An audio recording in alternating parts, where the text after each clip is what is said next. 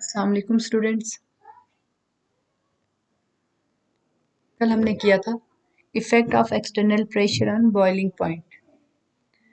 उसके आगे next page पे एक डेफिनेशन थी डिस्टिलेशन। ये डेफिनेशन रह गई थी, ठीक है।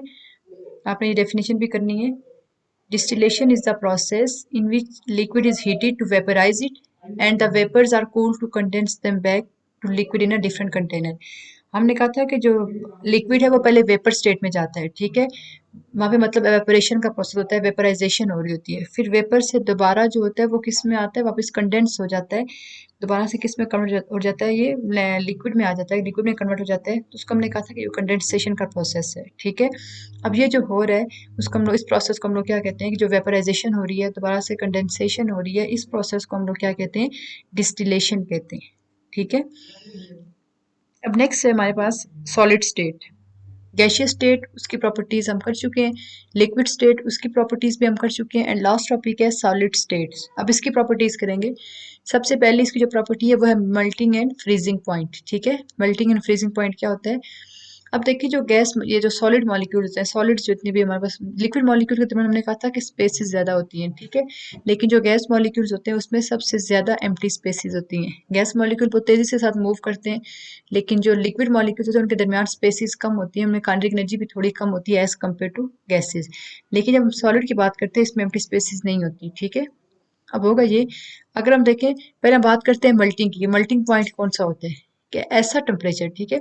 मल्टिंग पर हम कौन से टेम्परेचर को कहते हैं, नाम से ही पता चल रहा है ना, मल्टिंग पॉइंट, कि कोई चीज मेल्ट हो रही है, ठीक है। इसका मतलब ये है कि लिक्विड जो है, कोई कोई भी जो चीज होगी वो किस में जा रही है, लिक्विड में जा रही है। मतलब क्या कि वो टेम्परेचर जिसमें सॉलिड कन्वर्ट हो जाएगा लिक्विड में, उसे हम क्या कहेंगे, मेल्टिंग पॉइंट कहेंगे। कि जो सॉलिड था, फॉर एग्जाम्पल हम आइस ले लेते हैं, उसको हम हीट करते हैं तो वो आहिस्ता आहिस्ता मेल्ट होते होते लिक्विड में चली गई, ठीक है।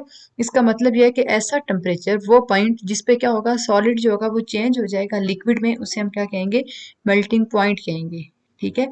और फिर नेक्स्ट दूसरा एक टर्म साथ मेंशन है, फ्रीजिंग पॉइंट।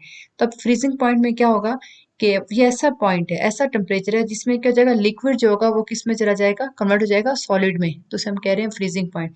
अगर तो सॉलिड कन्वर्ट हो रहा है लिक्विड में तो वो कौन सा टेम्परेचर है, मेल्टिंग पॉइंट है। और अगर जो लिक्विड है वो कन्वर्ट हो रहा है किसमें, सॉलिड में, तो वो कौन सा पॉइंट होगा, वो फ्रीजिंग पॉइंट है। क्लियर है। अब देखिए अगर हम लिक्विड को कूल करना शुरू करते हैं, ठीक है, एक बर्तन है उसमें पानी लेते हैं, उसको ठंडा करते हैं हम लोग, तो क्या होगा, कूल होने से वाटर के जो मॉलिक्यूल्स हैं उनके दरमियान काइनेटिक एनर्जी कम होना शुरू हो जाएगी, ठीक है।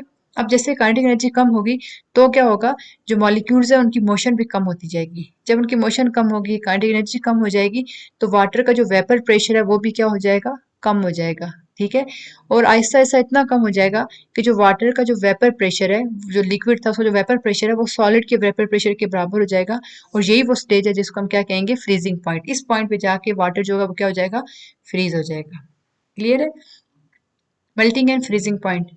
The particles in a solid, यहाँ से शुरू करना है और एंड जहाँ पे लिखा हुआ है इस कॉल्ड फ्रीजिंग पॉइंट, यहाँ तक करना है, ठीक है।